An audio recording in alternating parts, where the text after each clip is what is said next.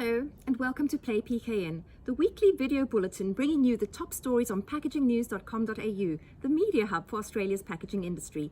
I'm Lindy Hewson and here's what's making headlines this week.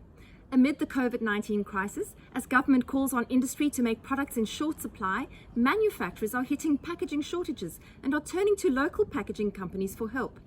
We spoke to 3 local converters, Impact International, Wellman Packaging and Caps and Closures, about their response to the crisis and the growing need for Australia's self-sufficiency, especially when it comes to the supply of essential items for public safety. As Alex Leovic, MD of Impact International, tells me, a lot of companies are now reconsidering their packaging supply chains and looking to local converters for solutions. The problem, however, is that they're all doing it at once, and consequently, the next challenge for Australian packaging manufacturers will be the supply of raw materials, notably plastic resin. Craig Wellman, CEO of Wellman Packaging, says that the company's own manufacture of bottles, caps and closures is increasing significantly to meet the increased demand, and it is even having to turn to making its own hand sanitizer for use within the factory and for its employees' families as well. Craig tells me that if Covid-19 has taught us nothing else, it is that excessive reliance on manufacturing from China and other parts of the world, of not being self-sufficient, is no longer an option for Australia.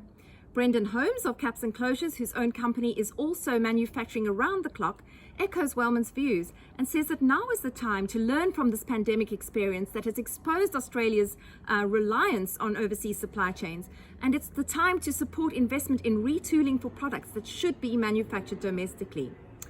In other news, the latest chapter in the long-running legal battle between Bega Cheese and Kraft has finally ended, with the full court of the Federal Court of Australia upholding the trial judgment that has found that Bega Cheese has the right to continue to use the packaging that it uses for its peanut butter products.